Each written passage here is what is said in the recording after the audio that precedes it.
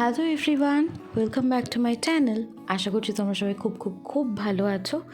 আজকে দেখো আমি তোমাদের সাথে শেয়ার করবো ভাতের সাথে শেয়ার করার একটা রেসিপি, যেটা হলে বাঙালির আর কিচ্ছু লাগে না।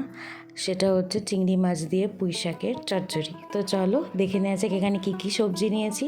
এখানে নিয়েছি আলু, কুমড়ো, পুঁই শাকের ডাঁটা আর কচি কচি পাতা, বেগুন আর রাঙা আলু। তোমরা এখানে ঝিঙের অ্যাড করতে পারো, আমি করিনি। তো দেখো এখানে চিংড়ি মাছগুলোতে নুন হলুদ মাখানো ছিল, আর ফোড়নের তেলের ওপর দিয়ে দিচ্ছি 5 ফোড়ন, তেজপাতা, শুকনো লঙ্কা দিয়ে চিংড়ি মাছগুলোকে হালকা ভেজে নিচ্ছি। দিয়ে তারপর সবজিগুলো পুঁই শাক সমেত দিয়ে নাড়িয়ে চাড়িয়ে নেব।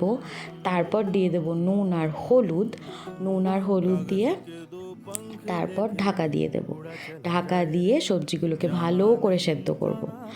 তারপর দেখো আমি এখানে কিছুক্ষণ ঢাকা দিয়ে সবজিগুলোকে সেদ্ধ করে দিয়ে দিলাম চেরা কাঁচা লঙ্কা।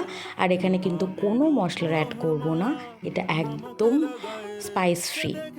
তারপরে দিয়ে দিলাম সবজি সেদ্ধ হয়ে গেলে 1 চামচ চিনি। তোমরা চিনিটা তোমাদের আন্দাজ বুঝে দেবে বা স্বাদ অনুযায়ী দেবে।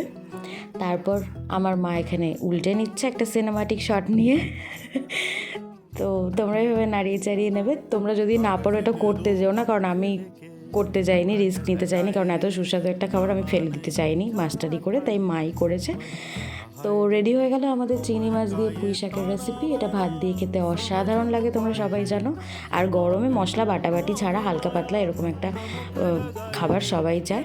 তোমরা এখানে মশলা অ্যাড করলে করতে পারো, জল দিলে দিতে পারো, আমি দিইনি, শুকনো শুকনোই রেখেছি। তো চলো আজকের মতন এটুকুই, টাটা।